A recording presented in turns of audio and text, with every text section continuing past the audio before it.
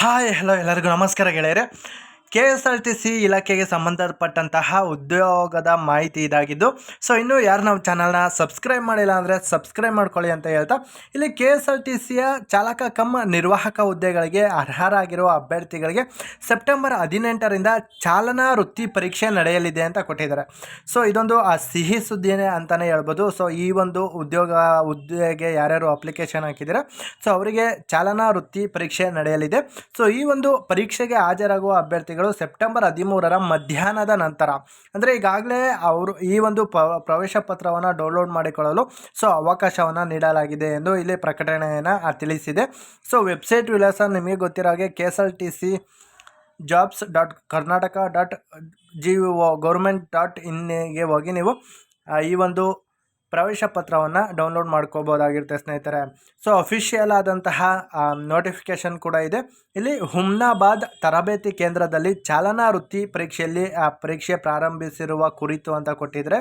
So ಇಲ್ಲಿ ಏನು ಚಾಲಕ ಕಮ್ ನಿರ್ವಾಹಕ ಹುದ್ದೆಗಳಿಗೆ ಅರ್ಜಿ ಸಲ್ಲಿಸಿ ಚಾಲನಾ ವೃತ್ತಿ ಪರೀಕ್ಷೆಗೆ ಅರ್ಹರಾಗಿ ಹುಮ್ನಾಬಾದ್ ತರಬೇತಿ ಕೇಂದ್ರದಲ್ಲಿ ಚಾಲನಾ ವೃತ್ತಿ ಪರೀಕ್ಷೆ ಪಡೆಯಲು ಇಚ್ಛಿಸಿರುವ ಅಭ್ಯರ್ಥಿಗಳಿಗೆ ದಿನಾಂಕ 18/9/2024ರಿಂದ ಚಾಲನಾ ವೃತ್ತಿ ಪರೀಕ್ಷೆಯನ್ನು ಆರಂಭಿಸಲಾಗಿರುತ್ತದೆ ಅಂತ ಕೂಡ ಕೊಟ್ಟಿದ್ದಾರೆ.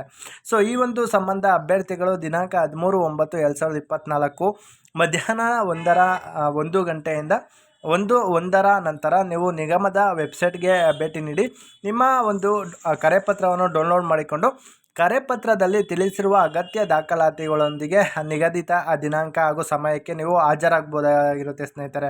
ಸೊ ಒಂದು ವಿಶೇಷ ಸೂಚನೆ ಕೂಡ ಕೊಟ್ಟಿದ್ದಾರೆ.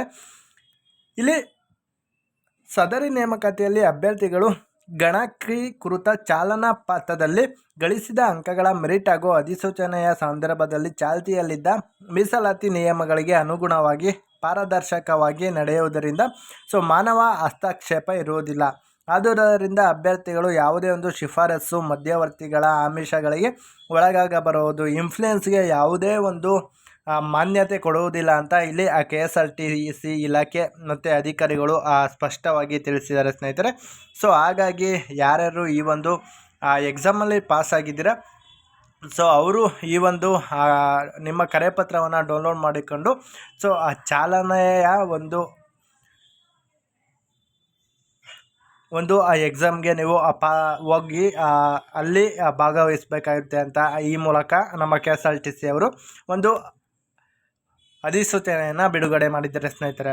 ಸೊ ಇದಿಷ್ಟು ಈ ಒಂದು ಹುದ್ದೆಯ ಮಾಹಿತಿಯಾಗಿತ್ತು. ದಯವಿಟ್ಟು ಇನ್ನೂ ಯಾರು ನಮ್ಮ ಚಾನಲ್ನ ಸಬ್ಸ್ಕ್ರೈಬ್ ಮಾಡಿಲ್ಲ ಅಂದರೆ ಸಬ್ಸ್ಕ್ರೈಬ್ ಮಾಡ್ಕೊಳ್ಳಿ ಅಂತ ಹೇಳ್ತಾ, ಜೈ ಹಿಂದ್, ಜೈ ಕರ್ನಾಟಕ.